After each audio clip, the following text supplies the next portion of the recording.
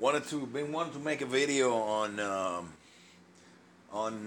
Canelo versus Triple G, and this is going to be a good fight.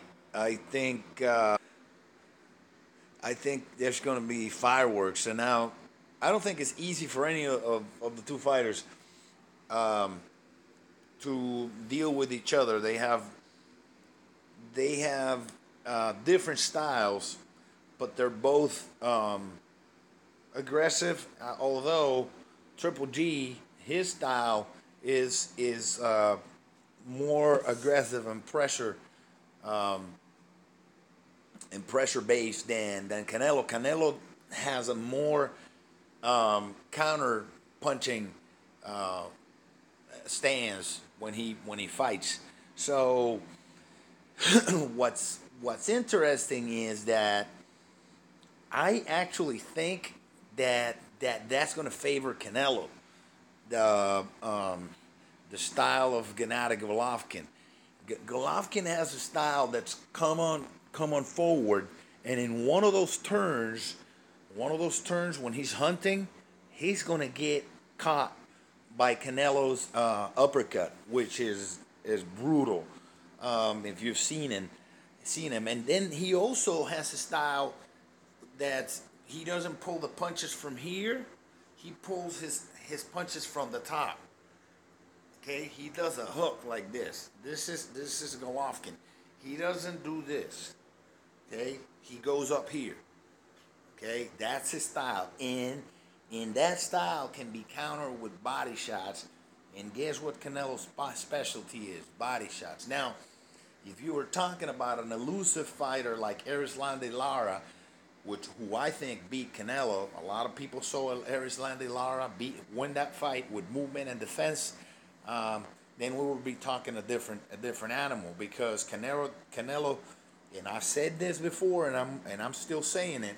Canelo needs somebody else to train him in the footwork. Um, uh, his trainers are good, but they need to do what they do to a lot of fighters, which they take him to Panama and they teach him how to walk in the ring, how to move in the ring.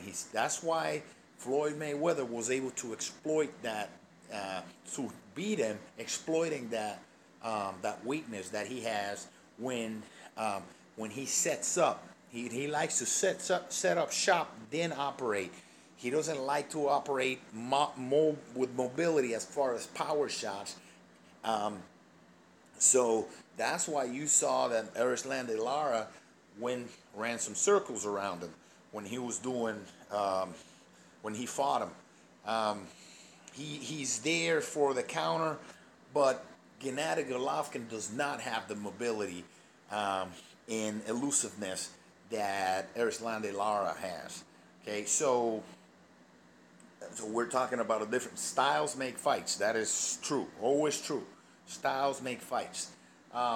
So when the weight and here are two punches that Golovkin is very, very vulnerable to. It's an uppercut, and we saw that with the Kell Brook fight. Kell Brook rocked the shit out of this guy, and Kell Brook is a 147 pounder, and he had the balls to get up there and fight with this guy. You know, so I much respect to Kell Brook for fighting Triple G, but he exposed Triple G's weakness, and now there's another shot that he is really, really susceptible. He fought this guy, a tomato can. He fought a long time ago, and he rocked him with one left hook. He is open for a left hook. When he comes in with that style that he does like that, and he's gonna go like that, he is open for a left hook right on the jaw. If Canelo can land that left hook, he can knock him out. Now, what's Canelo vulnerable to? Canelo is vulnerable in the in that the kid's ballsy. The kid's got balls. He'll stand and trade with you. I would not advise him to do that. He'll do catch and shoot, which is what's catch and shoot. You get hit That's when you catch the punch and you try to deflect it and then shoot, which is punch. So you get hit. That's a catch and shoot. He likes to do that and he's really good at it. But he has to be careful how he executes that because he has a thing where he puts his hand down. He uses a little bit of the Mayweather the Philly roll, which is what they call the Philly roll, and you have the other hand like this, and you're covering with the shoulder. Now, I know what he's planning to do. He's trying to see if he'll cover here, if he can catch Gennady going here, and then catch it and let it roll and go right here and use his uppercut with his right hand, which is nasty. Right? But in order to do that, he has to execute it perfectly. If he doesn't execute it perfectly, he's gonna get hurt by Gennady Golovkin, knocked out. Both guys have the power to knock themselves out. I don't think it's gonna go the distance. Somebody is gonna go down. And then here's another punch that I'm seeing Canelo land. It's a straight right. It's a straight right really fast.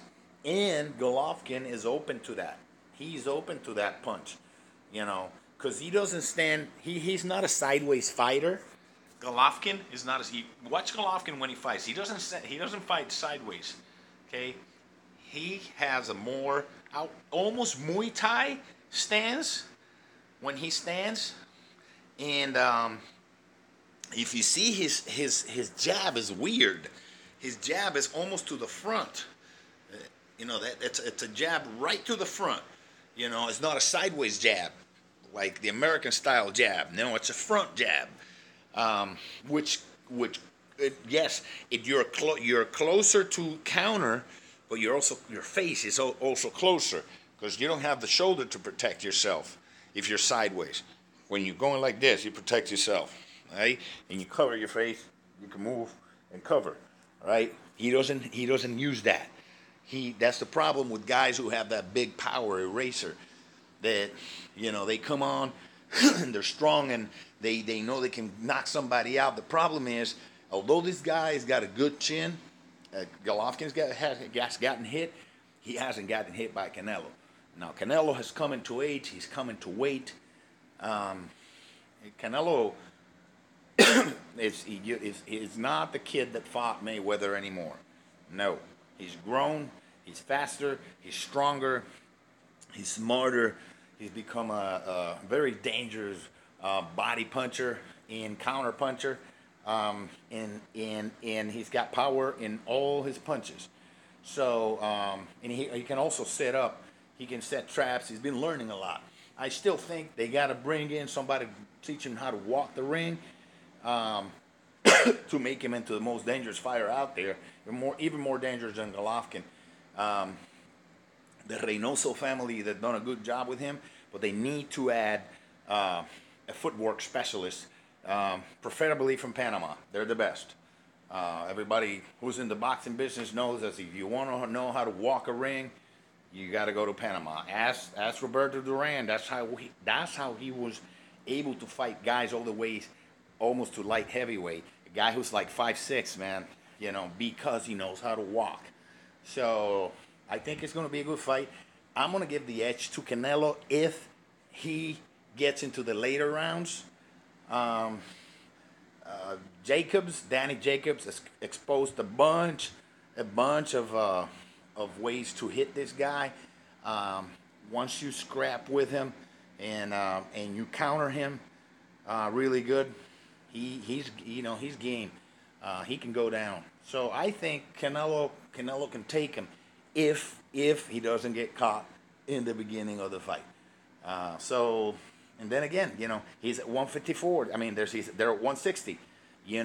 So Canelo is going up in weight, which actually I think that's the best way he can fight at 160. You're going to see a Canelo that can punch harder.